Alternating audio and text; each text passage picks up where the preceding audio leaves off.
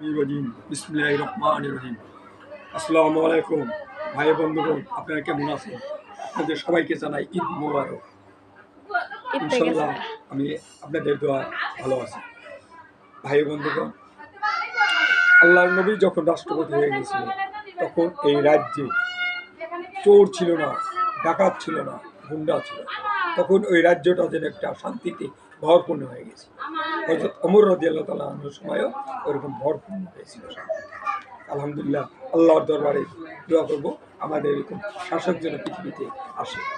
তাও ভাই, নবী আল্লাহ একবার যদি কেউ এই পৃথিবীতে কালেমা পড়ে, কালেমার এত দাম, লা ইলাহা ইল্লাল্লাহ, সাততাল আসমান জমিন যদি এক পাল্লায় রাখা হয়, আর কালেমা যদি এক পাল্লায় রাখা হয়, কালেমার পাল্লাই ভারী হবে।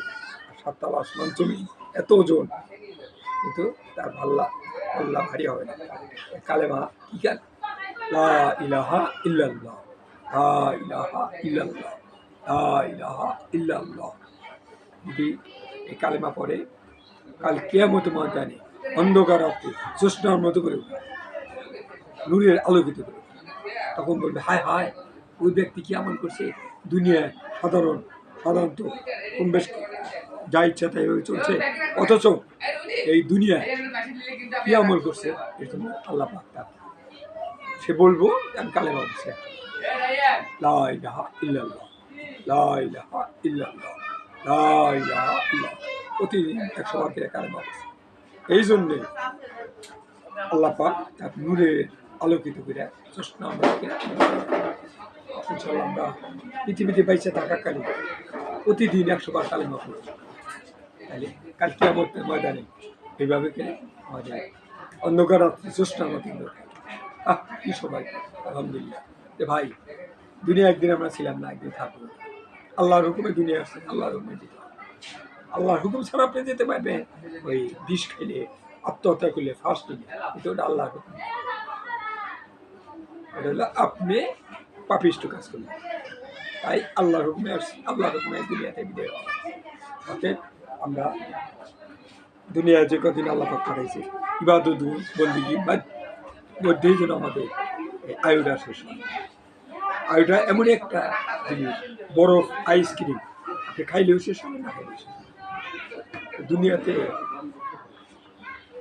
আমল করে যারা যাবে তারা পরকালে সুকুমায় হবে, আর যারা এলাইনে যাবে, বেলাইনে যাবে, আল্লাহ হুকুম কাম মানবে না, তাদের আল্লাহ পাক মানে ওইভাবেই চলবে। আমরা হুকুম আকাম মেনে চলবো, ইমান নিয়ে কবরে যাবো ইনশাআল্লাহ, কালেমা পড়বো, 5 ওয়াক্ত নামাজ পড়বো, কোরআন শরীফ পড়বো, দরুদ শরীফ পড়বো, এবং আল্লাহ পাক যেন আমাদের ইমান নিয়ে কবরে দিতে। ভাই বন্ধুগণ, এই জন্যে আমরা আমল করে যাব। দেখেন ভাই, মৃত্যুর দরজা খোলা বন্ধ হয়, মৃত্যুর দরজা খোলা কখনোই বন্ধ হয়। আমরা যতই চালাক চতুরি, যত কিছু করি, শেষে মাটির হিসাব। আবার বলছি, যত কিছুই আমরা করি, চালাক চতুরি, আমাদের হক মারি, এটা করি ওটা করি, শেষে মাটির হিসাব। এই চিন্তাটা মাথায় নেই। ভাই, আপনারা কথা বললাম আপনাদের সামনে, যদি কোনো ভুল ত্রুটি হয়ে থাকে আপনারা ক্ষমার দৃষ্টি দেখবেন, এবং আপনাদের জন্য দোয়া করি।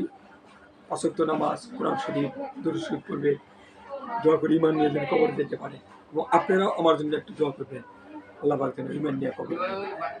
এই কথা বলে আমি শেষ করছি। কথা মধ্যে ভুল ত্রুটি হলে ক্ষমার দৃষ্টিতে দেখবেন। আসসালামু আলাইকুম ওয়া রাহমাতুল্লাহ।